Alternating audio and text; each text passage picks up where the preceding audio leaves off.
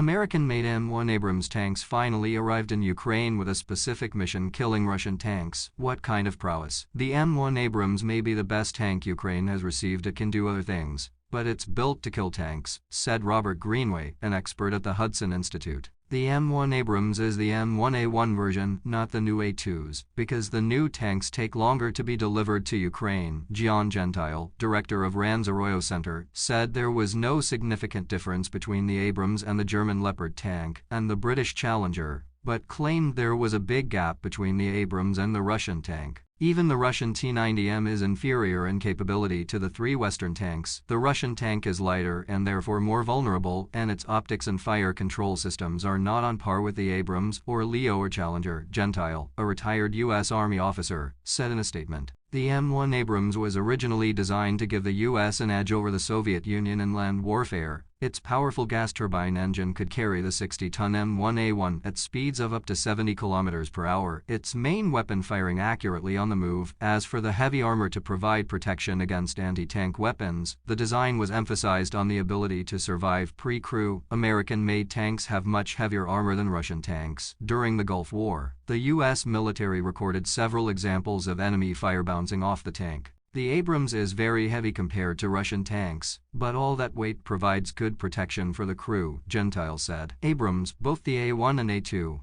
were built knowing that if we had to kill more Russian tanks, we would never produce as many tanks as the Russians have. We would only produce one tank capable of destroying several Russian tanks and surviving in the process, Greenway said. Testimony from the Gulf War revealed that at the end of the conflict, only 9 M1A1s were damaged, and none as a result of enemy action, 2 of which were deliberately sabotaged to prevent capture. The other 7 were damaged by friendly fire, a problem that arose because tanks could hit long-range targets, making it difficult for crews to distinguish between friend and foe. No other main battle tank, let alone a Russian main battle tank, presents a challenge to the Abrams in terms of its armament, Greenway claims. Another former U.S. officer previously said that during the Gulf War, Abrams quickly dodged the enemy while scanning and attacking targets. Most of the destructive power of this tank comes from depleted uranium bullets.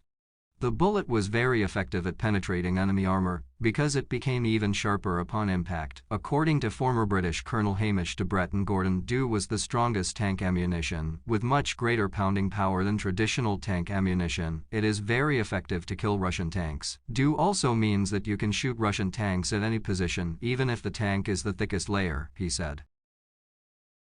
But while the Abrams is tough and powerful, that doesn't mean it can't be stopped. It is potentially vulnerable to some of the threats that have crippled some Leopard and Challenger tanks in Ukraine, such as anti-tank mines, missiles, artillery, and drones.